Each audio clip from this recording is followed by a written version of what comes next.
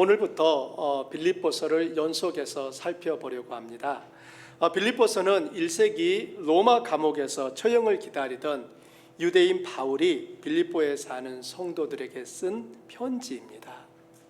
시간적으로 우리는 빌립보서가 쓰여지고 2000년이 지난 시대를 살고 있는데 굳이 우리들이 이 말씀을 들어야 하는 이유가 있을까요? 네, 있습니다. 그 이유는 시대가 바뀌어도 지금이나 그때나 인간은 동일하기 때문입니다. 2000년 전에 비해 많은 것들이 바뀌었습니다.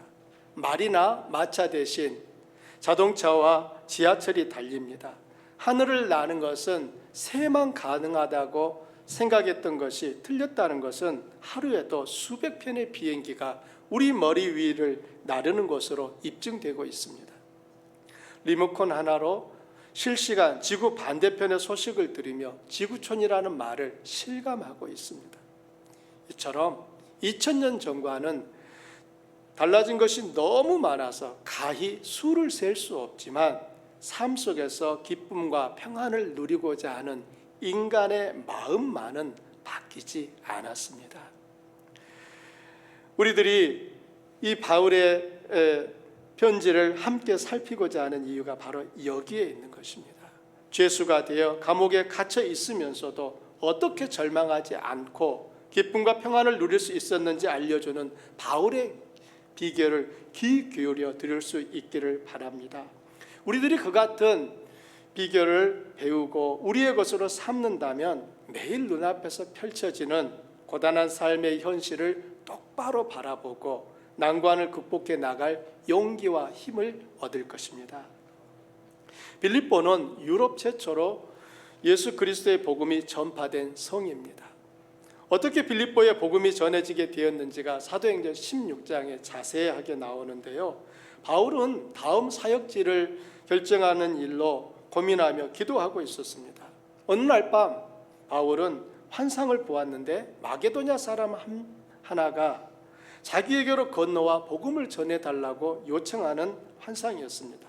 바울은 그 환상을 보고 주 예수 그리스도께서 마게도냐로 가라고 하시는구나 확신을 하고 신라와 함께 바다를 건너가서 빌립보에 도착했습니다.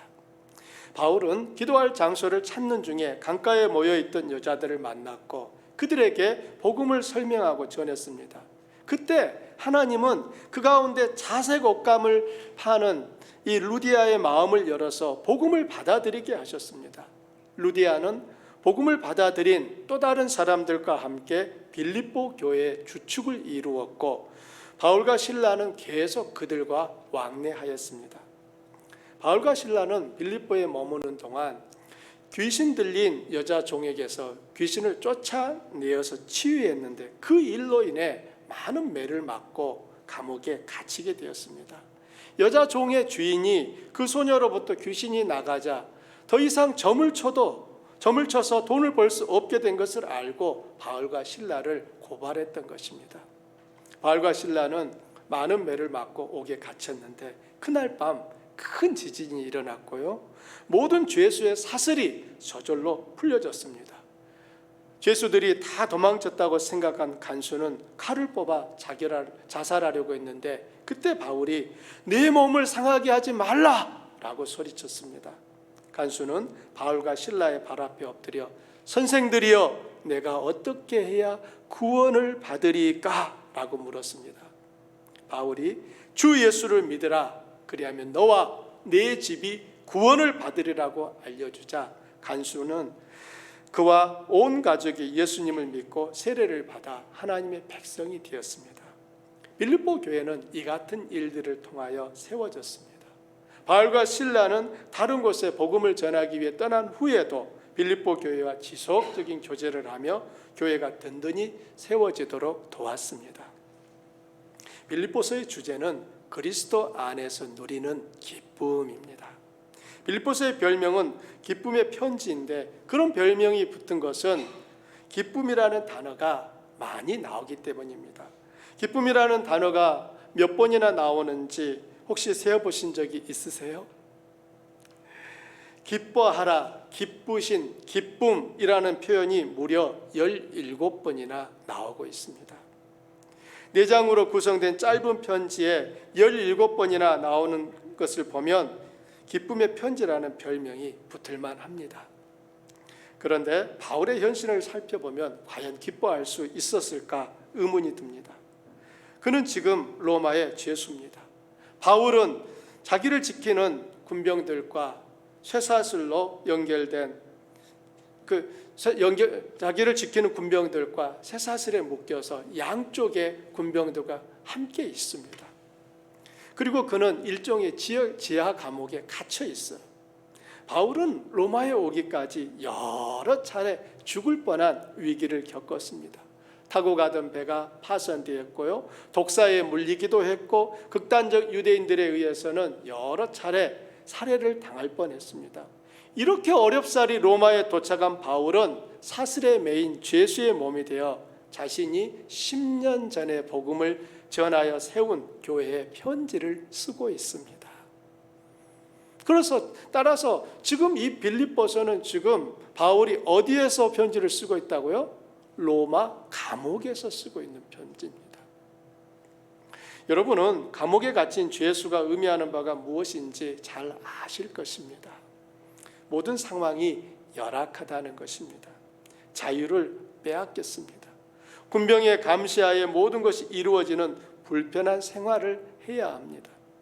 냄새나고 청결하지 않은 작은 공간에 갇혀 고통스러운 삶을 살아야 하고요, 먹을 것, 입을 것이 충분히 제공되지 않아 건강이 위협받는 힘든 시간을 견디고 있습니다. 시시각각 다가오는 처형을 기다리는 그 심정은 또한 어떠했을까요? 그런데도 바울이 기뻐하며 평강을 누리는 것은 그가 자신이 처한 환경과 주변 상황을 완전히 극복했기 때문입니다. 바울의 내면은 외부 상황에 따라 흔들리지 않는 견고함이 있었습니다. 살면서 우리도 경험하듯이 자기 내면이 흔들리면 불안해지고 쉽게 성을 내게 됩니다. 그러면 상황은 더 악화되고 관계는 더욱 어그러집니다. 내면이 견고한 사람은 평화와 기쁨을 누립니다. 내면의 힘은 하나님에 대한 믿음으로부터 생깁니다. 그것은 위로부터 우리에게 부어지는 힘입니다. 각 사람의 내면의 힘의 강도는 하나님에 대한 신뢰의 정도와 비례합니다. 하나님에 대한 신뢰가 클수록 그 사람은 어떤 상황에도 그 마음의 평강을 누리는 것입니다. 살다 보면 언젠가 어려운 환경에 처할 때가 있습니다. 마치 감옥에 갇힌 것과 같은 상황을 만납니다. 병에 걸리기도 하고 입원하기도 하고 사업이 어려움을 당하기도 하고 사고를 당하기도 하고 가족 중에 누군가가 먼저 세상을 떠나기도 합니다. 탄식하며 슬퍼할 일들이 수도 없이 겪게 됩니다. 그런 일이 닥치면 감옥에 갇힌 사람처럼 옴짝달싹 못하게 됩니다. 그런 일이 안 일어나면 좋겠지만 인생을 살다 보면 누구나 겪는 일입니다. 그 순간에도 주 안에서 기뻐할 수 있는 비결, 다시 말하면 그 모든 환경을 딛고 일어설 수 있는 비결을 배우는 것이 중요합니다. 저는 우리 성도님들이 그 비결을 빌립보서를 우리가 함께 살피는 동안 배울 수 있었으면 좋겠습니다. 그래서 어떠한 순간에도 마음의 평안과 기쁨을 누리는 삶을 사실 수 있기를 바랍니다. 바울이 힘든 상황 속에서도 기뻐할 수 있었고 평안을 잃지 않았던 비결은 무엇일까요? 그가 빌립보 성도들에게 그 비결을 알려주는데 한마디로 그 비결은 무엇이었을까요? 우리도 할 수 있다면 정말 돈을 주고서라도 그 비결을 사고 싶지 않습니까? 우리 역시 기쁨과 평안이 필요한 삶을 살고 있기 때문입니다. 바울이 말하는 기뻐할 수 있고 평안을 잃지 않을 수 있는 비결은 바로 복음을 경험하는 것입니다. 복음을 경험한 그리스도인들의 특징을 한마디로 요약하면 기쁨입니다. 여러분도 이 점을 경험해 보셨고 또 경험하고 있을 것입니다. 예수님을 믿으면 마음이 기쁩니다. 여러분 처음 예수님 믿었을 때를 한번 생각해 보세요. 그때 어떠셨습니까? 주변에서 너 예수 믿지 마라고 해도 그래 안 믿을게 하셨습니까? 무슨? 내가 왜 안 믿어? 이 좋은 예수님을. 주변에서 예수님 믿는 것 때문에 비웃고 조롱할 때 그 비웃음과 조롱 때문에 믿음을 포기하시려고 했습니까? 아닙니다. 주님을 알지 못하는 그들이 너무나 안타까워서 어떻게 하든지 전해주고 싶었던 것이 처음 주님을 만났을 때 우리가 누렸던 기쁨입니다. 저도 주님을 만나고 보니까 정말 기뻤습니다. 정말 그 기쁨, 그 평안은 세상 어디에서도 살 수 없는 것이었습니다. 예수님을 믿기 전에는 저도 한때 술도 먹고 담배도 피우는 삶을 산 적이 있었습니다. 제가 그런 것들을 했던 것은 제 나름의 마음의 평안과 기쁨을 맛보고 싶었기 때문이었습니다. 하지만 예수님을 믿고 보니 그런 것들 하지 않아도 그런 것들을 할 때보다 더 큰 기쁨과 평안이 마음에 가득 채워지는 것을 맛보았습니다. 그때의 기분은 마치 하늘 위를 구름 위를 하늘에 있는 구름 위를 걸어가는 것 같은 그 느낌이었습니다. 밥을 안 먹어도 배가 안 고프고 물 한 컵을 마실 때도 하나님 감사합니다가 진심으로 고백되었습니다.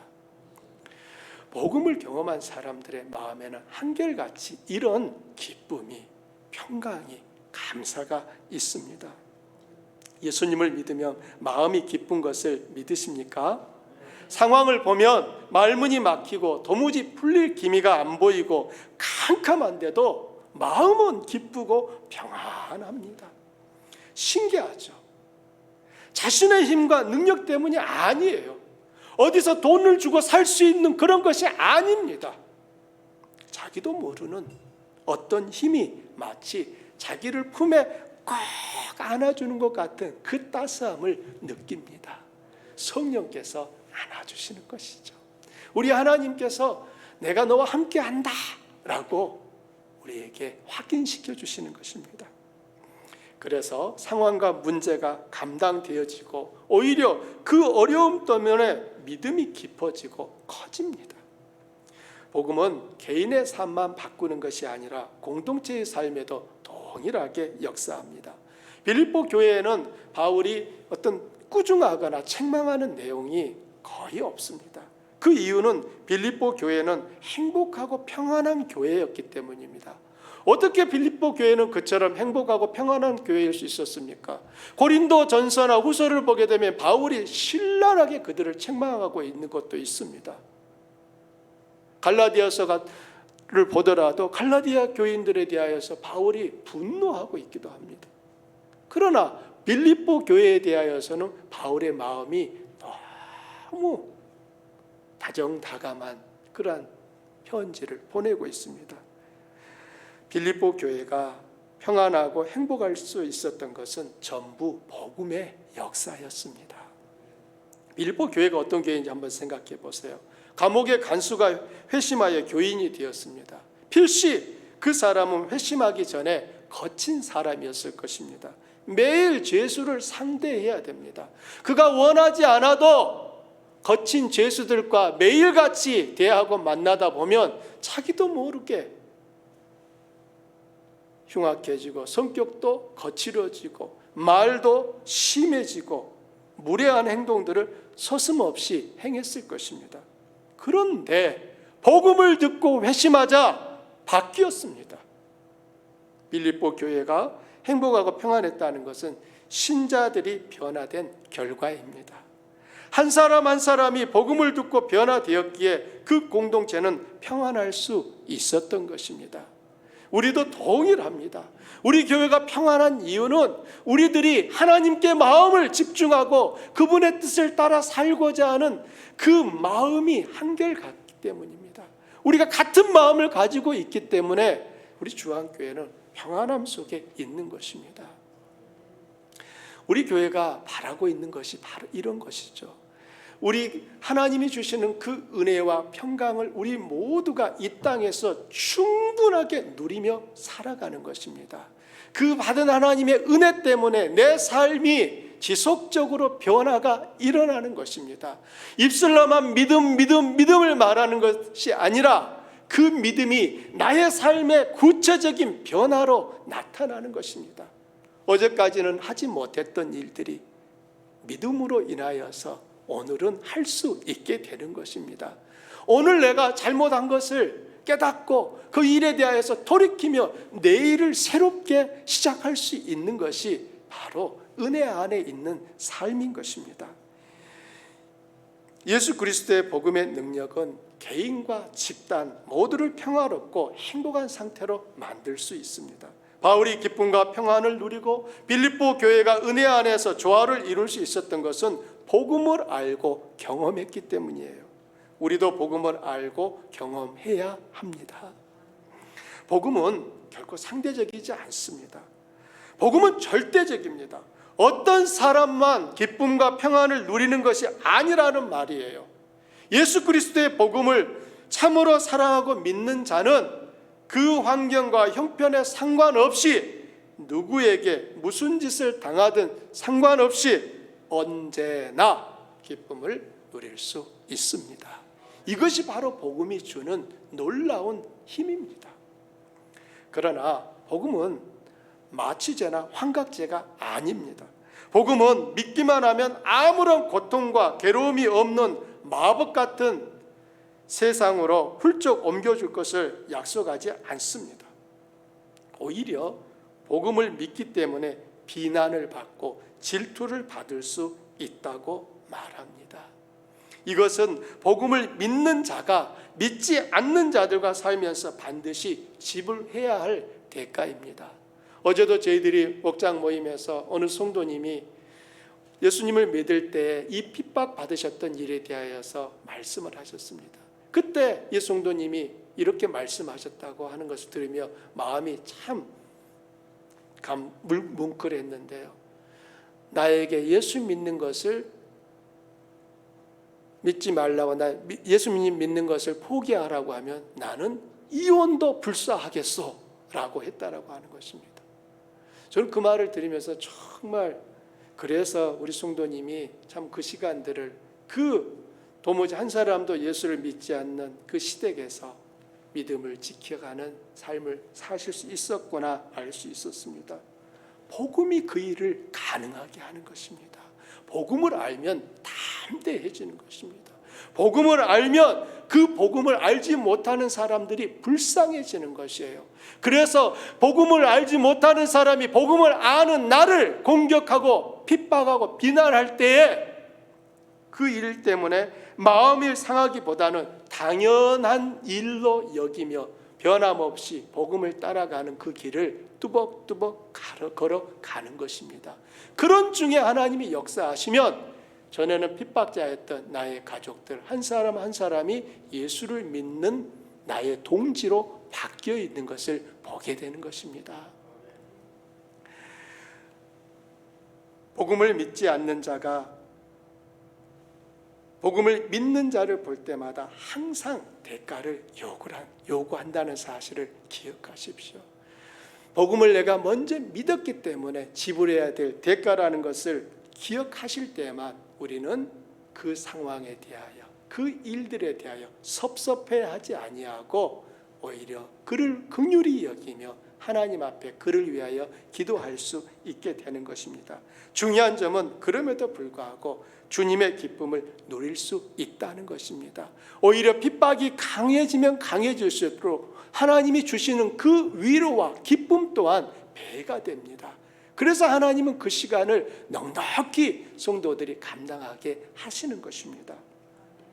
신약시대의 그리스도인들은 별세계에 살았던 사람들이 아닙니다. 그들 중 상당수는 중노동을 해야 하는 노예나 평민이었습니다.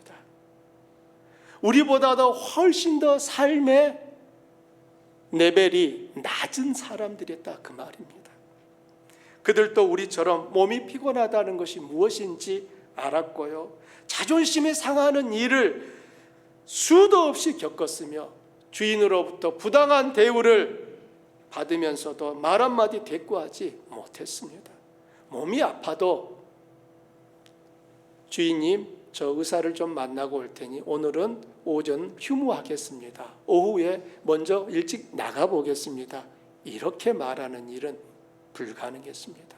아파도 힘들어도 그들은 주인의 허락 없이는 어떤 것도 할 수 없는 그런 삶들을 살았습니다. 인간인데도 인간으로서의 대우를 기대하기 어려운 삶을 살았다, 그 말입니다. 그런데도 그들 속에 복음이 있고 그리스도의 능력이 있어서 어떤 환경 속에서도 기뻐할 수 있고 그 환경을 견디고 일어설 수 있었습니다. 이렇듯이 복음은 우리의 존재를 바꾸어 놓습니다. 복음은 우리에게 새로운 정체성을 부여합니다. 복음은 우리가 그리스도 안에 있는 성도라는 사실을 일깨웁니다. 그리스도 안에 있는 성도라는 지위는 이 세상에서 우리들이 누릴 수 있는 가장 영광스러운 지위입니다. 믿으시면 아멘. 그것은 왕이나 재벌이나 학자나 그 무엇과도 비교할 수 없이 고귀한 지위입니다. 이 서신의 대상은 온 세상이 아니라 빌립보에 사는 모든 성도와 감독과 집사들입니다. 바울 사도는 그가 알고 있는 로마 세계의 모든 사람들에게 쓰는 편지가 아니에요. 빌립보에 사는 성도들에게 쓰고 있는 편지인 것입니다. 신약 성경은 예수 그리스도를 믿지 않는 세상에게 하는 말이 아닙니다. 우리들이 매일 읽고 가지고 있는 이 성경은 세상 사람들에게 하는 말이 아니에요. 하나님의 백성된 성도들에게 하시는 말씀입니다. 곧 나에게, 우리에게 하시는 하나님의 특별한 메시지인 것입니다.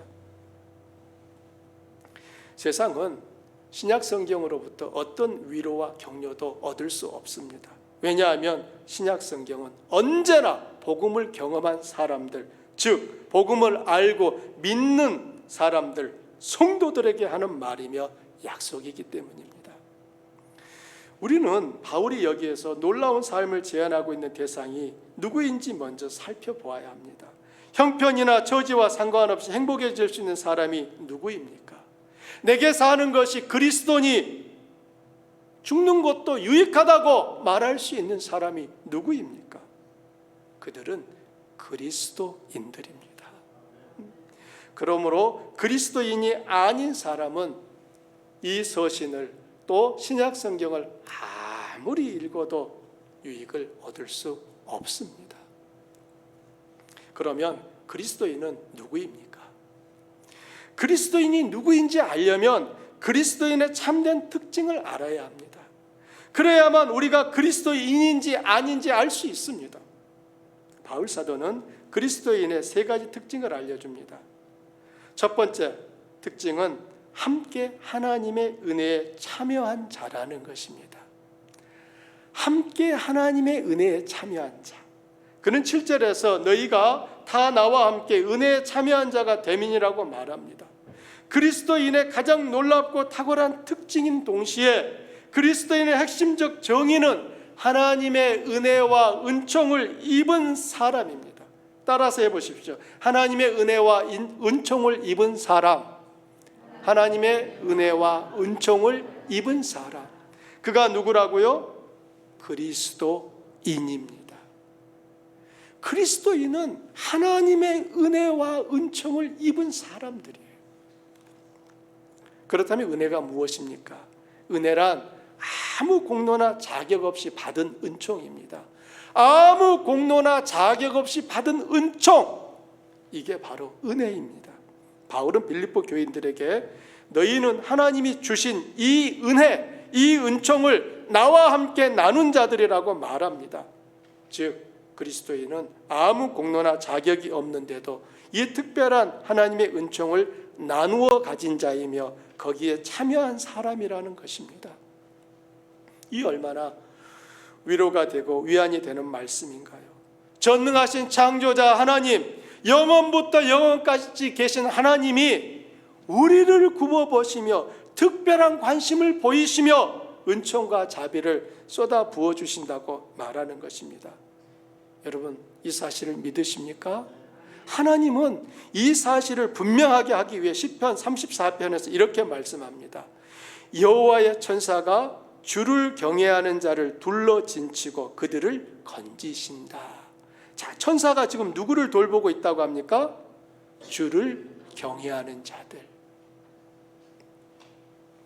히브리서 기자도 같은 말을 합니다. 모든 천사들은 섬기는 영으로서 구원받을 상속자들을 위하여 섬기라고 보내심을 받았다라고 합니다. 여기도 보면은 모든 천사가 누구를 섬긴다고요?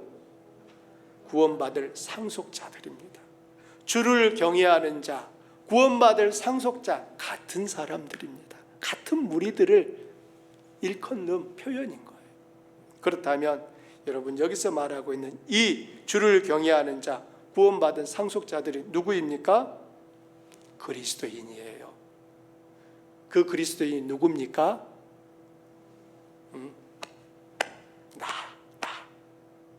나예요, 나. 우리가 하나님 앞에서 얼마나 정말 특별한 대상인가를 아셔야 됩니다. 하늘의 하나님이 우리에게 관심을 가지고 우리를 각별히 염려하셔서 그분의 종들을 보내어 우리를 지키고 보호하신다라고 하는 사실을 여러분 알면 알수록 흥분되지 않습니까? 에이, 목사님, 설마. 여러분, 그런 표정으로 저를 바라보시는 것 같으신데요. 아닙니다, 여러분. 이건 제 말이 아니라 하나님께서 그리스도인들에게 하시는 약속인 거예요. 내가 너희를 보호하기 위하여 나의 천사들을 보내며 나의 천사들이 너희를 둘러 진을 치고 있다라고 말하고 계십니다. 예수님은 제자들을 위로하실 때 이런 말씀을 하셨어요. 하나님이 너희의 머리털까지 세신다. 하나님이 정말 할 일 없는 분이셔서 머리털 하나, 둘, 셋, 넷 이렇게 세고 계시겠습니까? 여러분, 머리털까지 세신다는 그 의미가 무엇입니까? 다 아신다는 것. 다 너의 상황을, 너의 신음을, 너의 고민을, 너의 문제를 내가 알고 있다라고 하는 표현을 내가 너의 머리털까지 다 세고 있다라고 말하는 것입니다. 하나님 아버지가 그들에게 얼마나 큰 관심을 가지고 계시는지 알라는 것입니다. 예수님이 제자들을 격려하고 위로하실 때 하신 말씀은 바로 이것이었어요. 하늘에 계신 아버지께서 너희들 머리털까지도 다 세고 계셔. 이 말씀은 오늘 주안교회 송도인 우리 믿음의 가족들에게도 동일하게 하시는 말씀인 줄 믿습니다. 중요한 것은 여러분이 그 말씀을 내 것으로 받으셔야 되는 거예요. 다른 사람에게는 다 해당되고 나는 아니에요. 노 그러지 마십시오. 이 말은 우리 성도님들에게 주님이 하시는 말씀인 것입니다. 그런데도 안타까운 것은 그리스도인들이 그 사실을 모르고 있다는 거예요. 하나님이 나의 머리털까지 세시고 계시고 천사들을 보내서 나를 둘러 진치고 있다는 이 사실을 모르니까 문제를 만나거나 환경이 바뀔 때면 놀라고 두려워하며 발을 동동거리면서 입술이 새파랗게 질리는 것이 이 참으로 비극 아닙니까? 우리가 하나님의 특별한 은총을 입고 있다는 사실을 깨달으면 얼마나 좋을까요? 우리가 남보다 낫기 때문에 이런 은총을 주시는 것이 아닙니다. 은혜는 아무 공로나 자격이 없는데도 내려주시는 은총이에요. 여러분은 하나님이 자신에게 이런 은총과 은혜를 주셨음을 알고 계십니까? 이 사실을 모르면 다음에 이어지는 사도의 말들을 따라가지 못합니다. 하나님이 나에게 특별한 은총을 주신 것이 전부 사실이라면 우리가 내릴 수 있는 결론은 무슨 일이 생기든지 어디로 가든지 어떤 상황에 처하든지 나는 안전하다는 것입니다. 2011년 유학을 결정하고 떠날 수 있었던 것은 제 마음에 붙들고 있는 한 가지 때문이었습니다. 그때 저 나이가 40이었습니다. 모세가 광야에 들어갈 때 나이가 40이어서 저도 모세처럼 광야에 들어간다 생각하고 왔습니다. 사실 유학을 올 나이는 한참 지났습니다. 유학을 끝내고 돌아갈 나이였습니다. 그때 제가 그럼에도 불구하고 유학을 결정하고 떠날 수 있었던 것은 제가 마음에 붙들고 있는 그 한 가지는 돈은 아니었어요. 그렇다고 사람도 아니었습니다. 미국 땅에 도착했지만 전화할 사람이 단 한 명도 없었습니다. 생명부지의 땅, 어디가 어딘지도 모르고 오라고 하는 사람도 없고 갈 곳도 없는 그런 상황이었습니다. 그때 어린 두 아들을 데리고 아내와 함께 올 수 있었던 것은 제 마음속에 하나님이 어떤 분인지 알고 있었기 때문입니다. 지금도 저는 욥기 23장 10절을 가장 좋아합니다. 저에게 주신 하나님의 약속입니다. 나의 가는 길을 오직 그가 아시나니 그가 나를 단련하신 후에는 내가 정금같이 나오리라. 주안교회를 시작한 것도 하나님에 대한 신뢰 때문이었습니다. 다들 주변에서 코로나라고 있던 교회도 닫히고 있는 상황인데 무슨 교회를 시작하냐고 우려했습니다.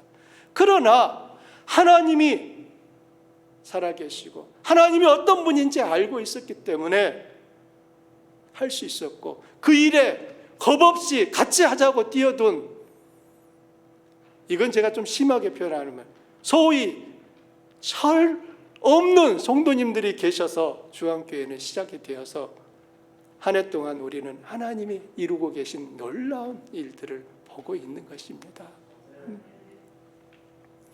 하나님이 함께 하시는 인생은 모든 것을 견디고 승리합니다. 무슨 일을 만나든지 만사형통하리라. 무슨 일을 만나든지 만사형통하리라. 나의 갈 길 다가도록이라고 하는 찬송가의 한 부분입니다. 이 찬송가의 가사 1절은 나의 갈 길 다가도록 예수 인도하시니 내 주 안에 있는 긍휼 어찌 의심하리요. 믿음으로 사는 자는 하늘 위로 받겠네. 2절은 나의 갈 길 다가도록 예수 인도하시니 어려운 일 당한 때도 족한 은혜 주시네. 나는 심히 고단하고 영혼 매우 가라나 나의 앞에 반석에서 샘물 나게 하시네. 3절은요 나의 갈 길 다가도록 예수 인도하시니 그의 사랑 어찌 큰지 말로 할 수 없도다. 성령 감화 받은 영혼 하늘 날아갈 때 영영 부를 나의 찬송 예수 인도하셨네. 이 찬송을 쓴 사람은 F.J. 크로스비라고 하는 분입니다. 그녀는 약 8,000편의 찬송시를 썼어요. 그녀의 별명은 퀸 오브 가스펠 송라이터입니다. 복음송 작곡가들의 여왕이라고 하는 의미예요. 그런데 놀랍게도 그녀는 앞을 보진 못하는 시각장애인이었습니다. 태어난 지 6주 만에 실명하고 말았습니다. 그리고 앞을 전혀 볼 수 없는 삶을 평생 살면서 그토록 많은 주옥 같은 찬송시를 썼습니다. 어떻게 그것이 가능했을까요? 그녀는 하나님의 사랑과 은총을 알고 있었기 때문에 그분을 높이고 찬양하는 것이 어렵지 않았던 것입니다. 나의 갈 길 다가도록 앞을 보지 못하는 그분이었지만 그의 삶을 예수께서 이끄시는 것에 대하여서 누구보다도 선명하게 볼 수 있었던 사람이었기 때문에 이런 찬송을 부를 수 있었던 것입니다. 둘째로 그리스도인은 성도입니다. 1절을 보십시오. 함께 읽어보실까요? 그리스도 예수의 종 바울과 디모데는 그리스도 예수 안에서 빌립보에 사는 모든 성도와 또한 감독들과 집사들에게 편지하노니. 성도는 그리스도인들 가운데 일부 특별한 사람들을 가리키는 말이 아닙니다. 로마 카톨릭은 이것을 왜곡시켰어요. 이른바 시성식이라고 하는 그 제도를 통해서 성인을 만들어냅니다. 특정인을 성인으로 추대하는 것입니다. 일정한 기준을 가지고 그 어떤 사람의 생애를 평가하여 성인으로 추대할 것인지 그 여부를 결정하는 것입니다. 이렇게 해서 성인으로 추대된 사람만 성인이고 나머지 그리스도인들은 성인이 아니라고 합니다. 그러나 이것은 성경적인 가르침이 아니에요. 바울 사도의 말을 주의해서 보십시오. 그리스도 예수 안에서 빌립보에 사는 모든 성도, 즉 성인이라는 말, 성도라고 말하고 있고 7절도 보세요. 나의 매임과 복음을 변명함과 확정함에 너희가 다 나와 함께 은혜에 참여한 자가 되었다라고 말하고 있습니다. 사도는 자기만 성도라고 말하지 않아요. 모두가 성도요 함께 은혜에 참여한 자라고 말합니다. 결국 교회는 성도의 모임입니다. 교회는 하나님의 은혜와 은총 안에 있는 자들이 그분을 예배하려고 모임으로써 이루어지는 것입니다. 이처럼 성도란 일부 특별한 그리스도인을 가리키는 말이 아니라 모든 평범한 그리스도인을 가리키는 말입니다. 천국에서는 하나님께서 목사라고 부르지 않으실 것입니다. 천국에서는 권사라고 부르지 않으실 것입니다. 천국에서는 아무개 집사야 라고 부르지 않으실 것입니다. 모두 다 똑같이 성도라고 불릴 것입니다. 성도라고 하는 그 용어가 얼마나 고귀한 용어인지, 얼마나 고귀한 지위인지 우리 모두가 더 분명히 알았으면 좋겠습니다. 또한 성도라는 말의 뜻은 따로 불러낸 사람들, 구별해낸 사람들, 떼어낸 사람들, 거룩한 사람들이라고 하는 의미가 있습니다. 하나님이 친히 쓰시려고 따로 취하는 물건이나 사람은 다 거룩합니다. 성전에는 거룩한 기구들이 있었어요. 그것은 성전에서만 쓰기 위해 따로 구별한 기구들이라는 뜻이었습니다. 마찬가지로 성경은 사람도 하나님께서 구별하신다라고 말합니다. 성도는 하나님이 따로 취하신 사람들입니다. 하나님의 목적에 쓰시려고 구별하신 사람들인 거예요. 하나님이 세상에서 따로 취하여 내신 사람들입니다. 세상에 살지만 여전히 여느 사람들과 다른 사람들입니다. 그들이 누구입니까? 바로 여러분, 우리들인 거예요.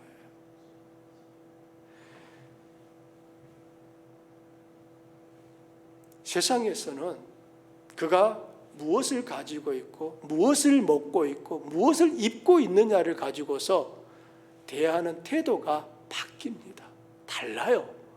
그렇지만 하나님 앞에서 하나님께서 맞이하고 발벗고 뛰쳐나오는 사람은 그가 이 땅 가운데서 왕이었던 사람, 학자였던 사람, 재벌이었던 사람 아닙니다. 하나님의 마음을 흥분시키는 사람은 단지 성도뿐입니다. 아멘입니까? 저는 개인적으로 목사가 천국에 가기 제일 어렵지 않을까 생각을 합니다. 진짜요. 목사라는 그 직분으로 천국에 가지 못합니다. 그가 하나님 앞에서 부름받은 삶을 어떻게 살았느냐 하나님이 분명히 보실 거예요. 하나님은 아무개 목사야 라고 부르지 않는다니까요. 아무개 성도야 라고 부르실 것입니다. 그러므로 어떻게 사느냐를 성도의 첫 번째 기준으로 삼으면 아니 됩니다. 그것은 다음 문제예요. 성도라는 말의 핵심은 하나님이 그들을 불러내시고 구별하셨다는 사실에 있습니다. 수많은 사람 중에서 하나님이 저와 여러분을 불러내셨다는 이 사실이 우리가 성도라고 하는 근거예요.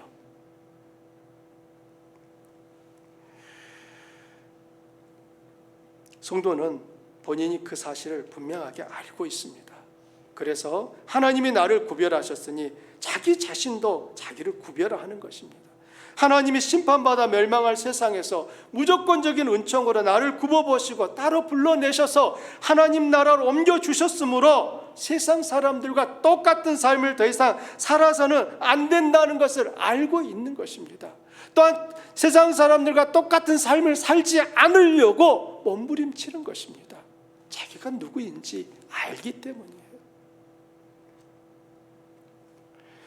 바울 서신에는 그리스도 아니라는 말이 48회, 그리스도 예수 아니라는 말이 34회, 주 아니라는 말이 50회가 나옵니다. 왜 이 표현이 중요합니까? 바울은 그리스도 예수 안에 있는 성도들에게 이 편지를 쓰고 있기 때문입니다. 우리 교회의 이름도 여기서 따온 거예요. 그리스도 예수 안에 있는 교회, 이게 주 안의 의미입니다. 이게 신약적인 배경이고요. 구약적으로 보게 되면 하나님이 안아주시는 교회, 이게 주 안의 의미입니다. 그리스도가 절대적으로 핵심인 것이죠. 예수 그리스도가 없으면 복음도 없습니다. 복음은 모호하거나 일반적이지 않습니다.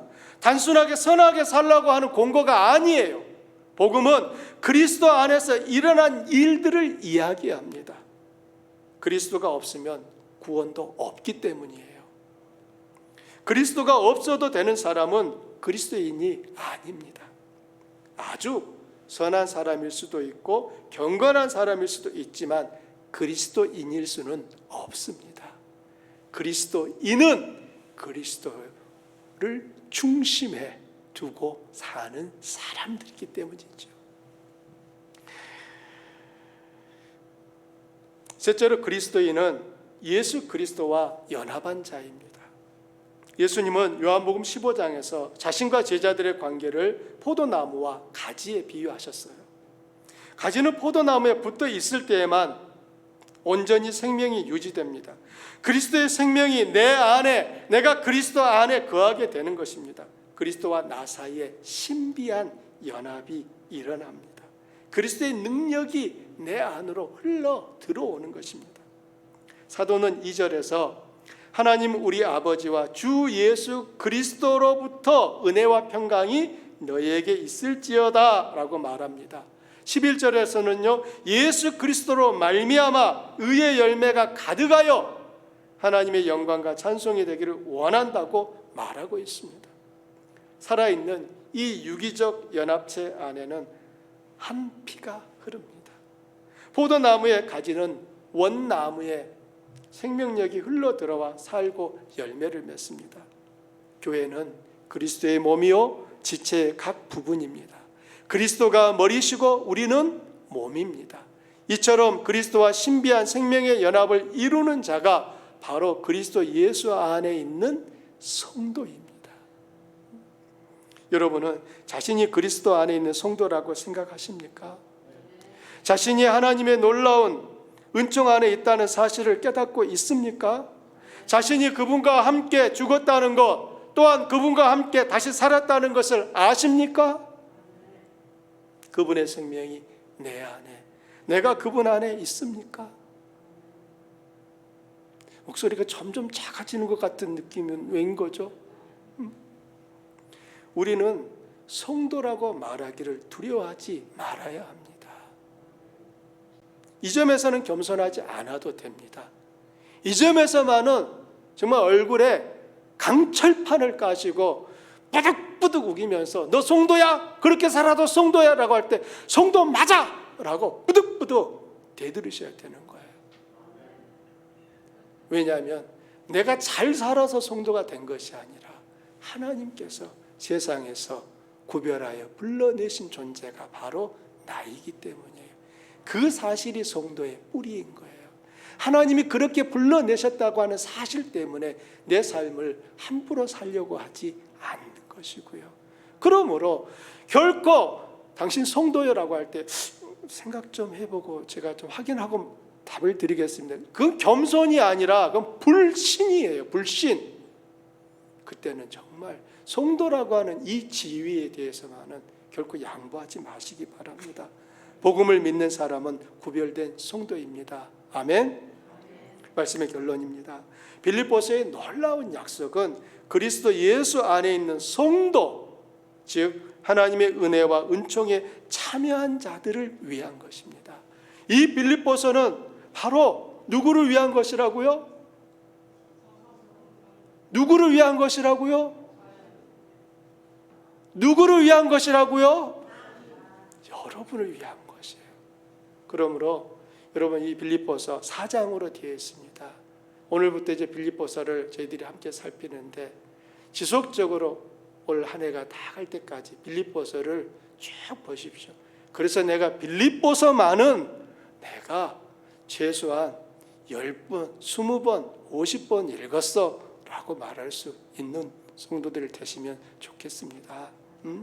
여러분, 한 인생을 살면서 빌립보서를 100번 읽은 사람 많지 않을 거예요. 그러나 우리 한번 도전해 보시게요.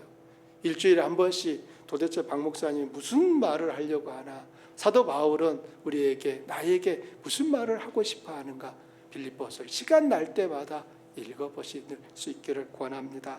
바울은 자신이 하나님의 은혜를 받는 대상인 것을 알았습니다. 바울은 하나님께서 그분의 뜻을 이루기 위해 자기를 불러내셨다는 것을 알았습니다. 바울은 자신이 예수 그리스도와 연합한 자인 것을 알았습니다. 바울은 그리스도 예수 안에 있는 성도였습니다. 그래서 그는 자신과 동일하게 부름받은 빌립보 교회의 성도들에게 기뻐하라고 담대히 말할 수 있었습니다. 지금 그가 어디에 있다고요? 감옥에 있습니다. 감옥에 있는 사람이 감옥 밖에 있는 사람들 향하여서 기뻐하십시오, 기뻐하십시오, 기뻐하십시오 말할 수 있는 것은 그가 그리스도 예수 안에 있는 성도라는 사실을 알고 있었기 때문입니다. 조한교회 성도인 우리들도 바울처럼 빌립보 교회 성도들처럼 하나님에 의해 세상으로부터 불러냄을 받은 사람들입니다. 그러므로 바울이 빌립보 교인들에게 말한 모든 일이 우리에게 그대로 이루어질 것입니다. 그리스도 안에 있는 성도라는 영광스러운 지위를 주신 하나님께 감사하고 그 지위에 합당한 삶을 살아가는 주 안의 모든 성도들 되시기를 축원합니다. 아멘. 우리 말씀을 생각하면서 함께 기도하기 원합니다.